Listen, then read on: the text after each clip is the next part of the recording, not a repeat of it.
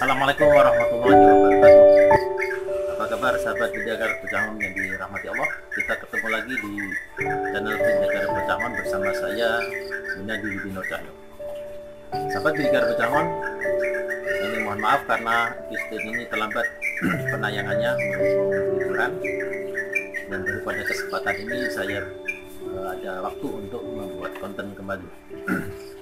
Nah, di episode ini saya mengajak sahabat untuk mengambil sebuah hikmah dari kisah sufi dari seorang tokoh yang bernama Nasruddin Hoja. Nah, kisah-kisah Nasruddin Hoja ini mengandung suatu kisah dan hikmah yang mengandung humor seperti halnya kisah Abu Nawas. Nah, ada salah satu kisah di mana ketika itu Nasruddin Hoja sedang berada di kebun, sedang menggarap tanah. Ketika itu kemudian datang seorang musafir yang sedang menempuh perjalanan jalan kaki.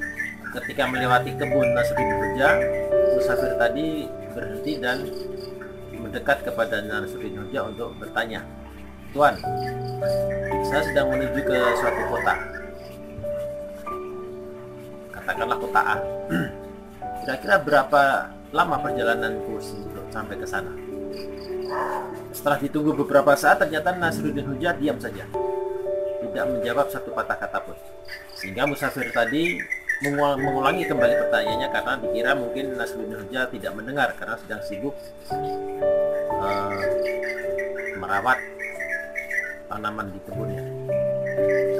Kembali musafir tadi bertanya, "Tuan, berapa lama kira-kira waktu yang aku tempuh untuk sampai ke kota A?" Ternyata setelah diulang 2 kali, Nasruddin Hoja kembali diam, tidak menjawab satu patah kata pun. Bahkan melihat atau berpaling pun tidak. Maka kemudian musafir tadi kembali bertanya. Ya, dalam hati dia heran, kenapa orang itu tidak mau menjawab, padahal kan suaranya sudah dikeraskan. Maka dia ulangi kembali dengan lebih keras, berharap supaya Nasruddin Hoja kali ini menjawab pertanyaan. "Maaf Tuan, mengganggu sebentar. Aku ingin bertanya, berapa lama kira-kira waktu yang aku bisa tempuh untuk mencapai kota A?" Nah, ternyata kembali Nasruddin Hoja diam, tidak menjawab satu patah kata pun. Padahal si musafir yakin bahwa dengan jarak seperti itu, dengan suara yang sudah semakin dikeraskan, tidak mungkin kalau Nasruddin Hoja tidak mendengar. Nah, maka karena sudah 3 kali diulang, pertanyaannya tidak dijawab, akhirnya orang tadi pergi begitu saja. Ya, mungkin dalam hati dia kesal juga, ini orang ditanya kok diam saja, jangan-jangan tuli. Maka dia pergi begitu saja.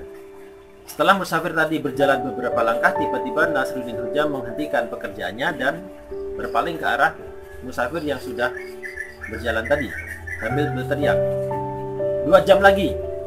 Mendengar jawaban Nasruddin Hoja, mendengar teriakan Nasruddin Hoja yang menyebutkan waktu 2 jam untuk menempuh perjalanan ke kota A, musafir tadi menghentikan langkahnya dan berbalik, kembali mendatangi Nasruddin Hoja sambil terheran-heran.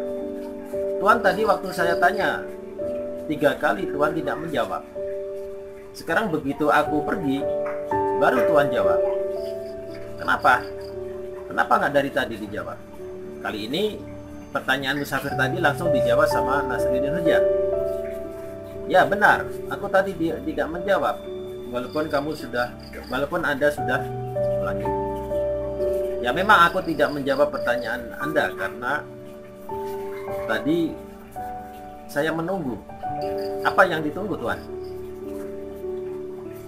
Ya, saya menunggu Anda berjalan karena saya ingin tahu berapa kecepatan langkah Tuan. Kalau Tuan tidak berjalan, saya tidak tahu kecepatan langkahnya, maka saya tidak bisa mengukur berapa lama Tuan sampai ke kota A. Makanya saya tunggu, saya diam saja tadi.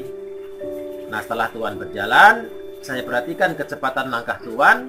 Dengan kecepatan langkah itu, maka saya bisa perhitungkan bahwa Tuan akan sampai ke kota A dalam waktu 2 jam. Nah, sahabat Bidikar Pecangon, kisah ini merupakan kisah yang unik dan ada humor, ada kelucuan di sana. Kenapa kok sampai-sampai Nasruddin Hoja harus menunggu orang itu berjalan dulu baru dia menjawab pertanyaannya? Nah, tentu ada hikmah di sini. Apa hikmahnya?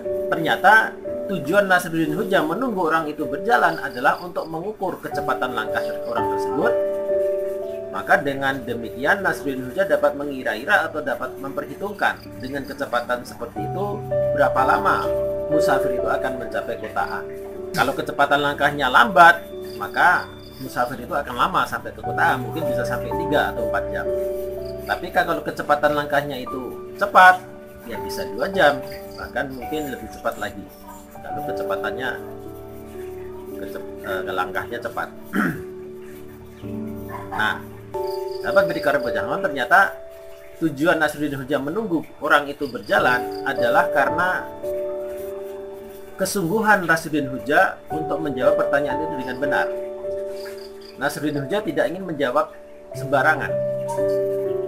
Nah, ini menunjukkan atau memberikan kita pelajaran bahwa Nasruddin Hoja berhati-hati dalam memberikan informasi. Tidak sekedar jawab, tidak sekedar ngomong.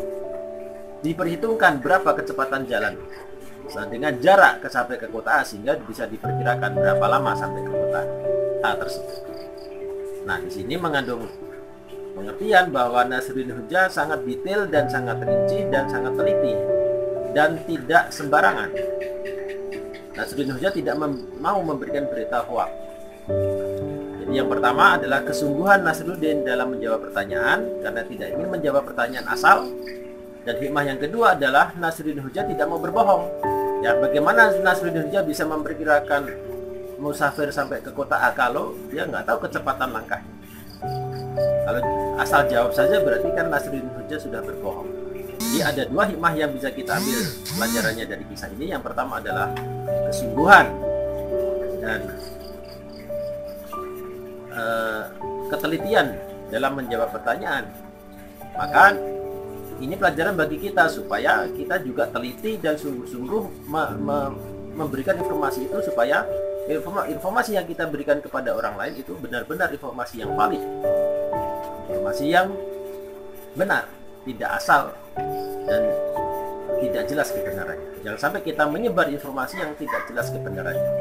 Nah, di zaman teknologi ini, di zaman medsos ini, begitu banyak informasi yang disebarkan di media sosial dan banyak diantaranya yang tidak jelas kebenarannya. Bahkan kita sering menerima pesan tanpa dicek-recek kebenarannya, langsung di-share, padahal sebetulnya itu adalah berita hoax. Maka dampak negatif dari majunya teknologi sekarang dengan merebaknya media sosial ini adalah begitu banyaknya berita-berita hoax, bahkan juga fitnah-fitnah yang tersebar di media sosial tersebut. Maka pelajaran dari Nasruddin Hoja adalah kita harus selalu pastikan berita yang mau kita berikan kepada orang lain, mau kita share, benar-benar berita yang valid, berita yang benar dan jelas sumbernya. Nah, yang kedua adalah Nasruddin Hoja memberikan contoh supaya jangan suka berbohong. Kalau memang tidak tahu, katakan tidak tahu. Lebih baik tidak menjawab kalau ditanya, kalau memang kita tidak tahu. Ya, kalau memang tahu ya kita kasih tahu. Berikan informasi yang benar, jangan asal dan jangan berbohong. Nah, demikian sahabat kisah dari Nasiruddin Hoja dan hikmah yang bisa kita ambil sebagai pelajaran untuk kehidupan kita sehari-hari. Semoga bermanfaat, dan insya Allah kita akan ketemu lagi di episode mendatang di channel yang lain. Insya Allah kita akan jumpa di episode mendatang dengan topik dan kisah yang berbeda, tetap di channel yang sama, channel Pendekar Bocah Ngon. Terima kasih atas perhatian dan dukungan sahabat. Mohon dukungannya terus dan doanya semoga channel Pendekar Bocah Ngon ini bisa memberikan manfaat kepada para viewer, pada seluruh subscriber dimanapun berada. Akhiri perjumpaan kita di episode ini. Assalamualaikum warahmatullahi wabarakatuh. Salam bocah.